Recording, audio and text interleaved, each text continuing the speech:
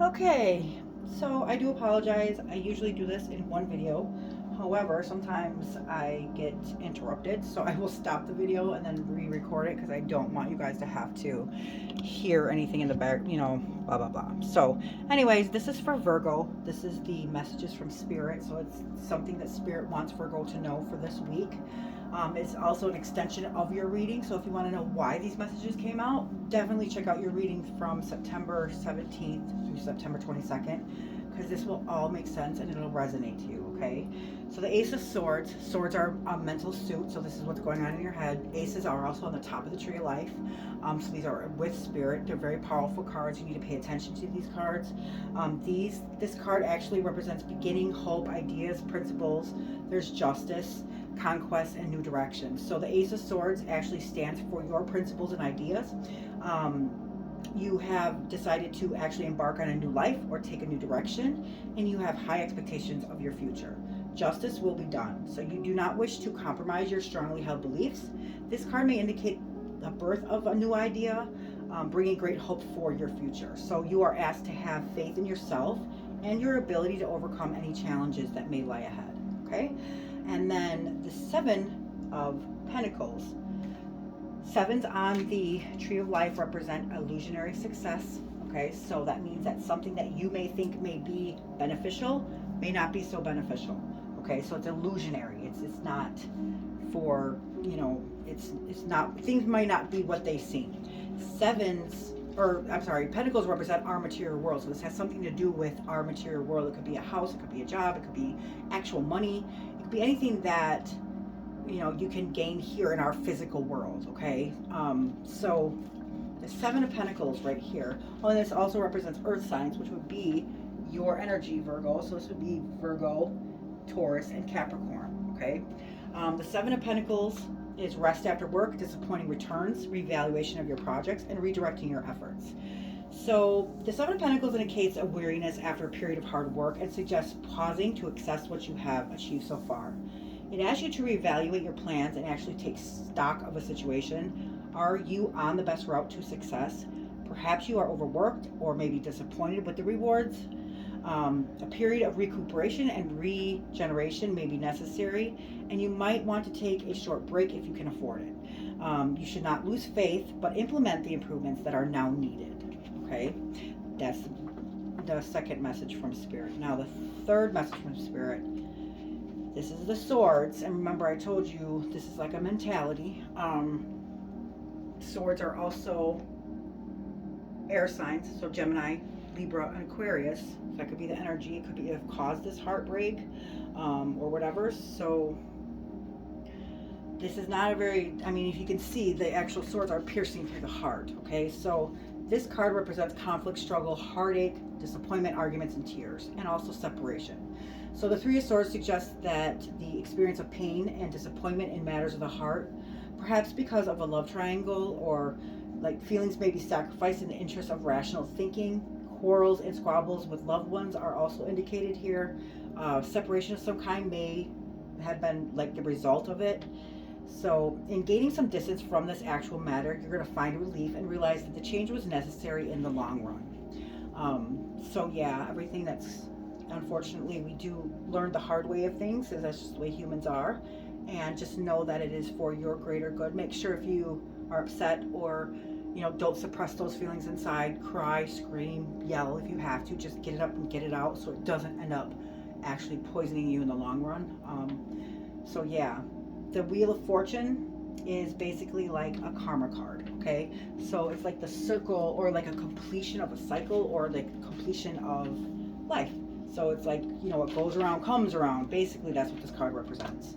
So this card is about luck, chance, fortune, destiny, change, success, and a new direction.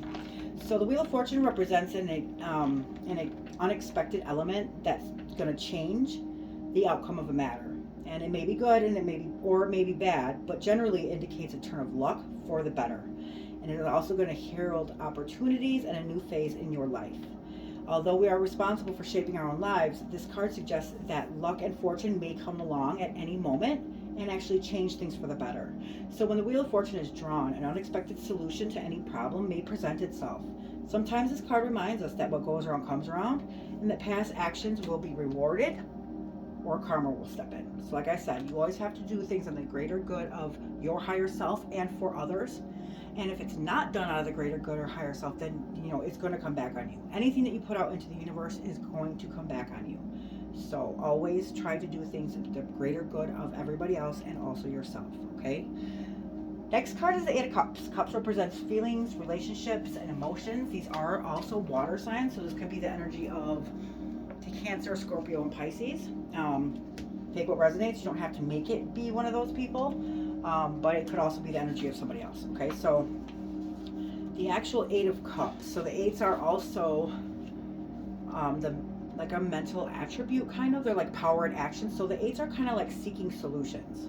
So this is retreat, escape, abandonment, loss, dissatisfaction, timeout, perspective needed. So this card indicates that you may need to go far away for a while to work out what is really important to you.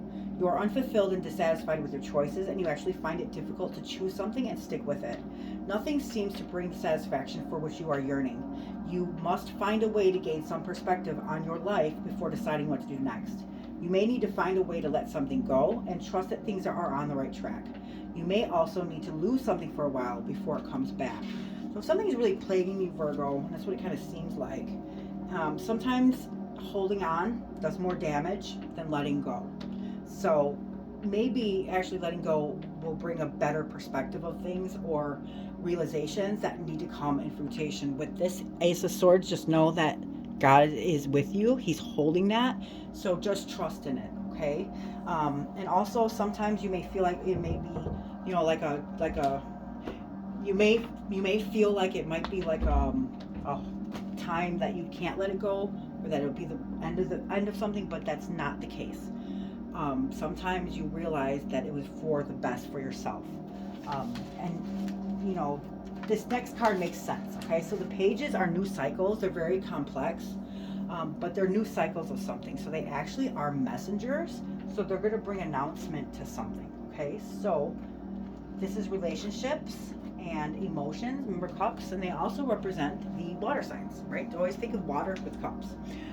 So emotions, feelings, and relationships. So the Page of Cups in this, the messages are, they're sympathetic, kind, sensitive, poetic, lazy, and a daydreamer. So the Page of Cups is a sensitive youth, a kind, generous soul who is easily hurt, feels other people's pain, and actually sympathetic to their needs. The page may be naturally lazy at times and prone to daydreaming, and they need plenty of space to play and explore the imaginative realm. He or she may be oversensitive and may not take criticism well. So news from a loved one could be indicated. This card may suggest a character who displays these qualities, or in fear that these characteristics need to be developed within ourselves. Okay, so yeah, this is what's going on with you, Virgo. Please like and subscribe. Like I said, liking will actually connect our energies, which will be more powerful. And then also, by subscribing, you could win a free reading with me, while I will actually go into whatever card or whatever layout that you want to do, and then however you want to do it, whether it's career, love, relationships, whatever you want. But I go in more detail in depth. So thank you for watching, and then come again on the 22nd so you can find out your reading for the next week. Thank you.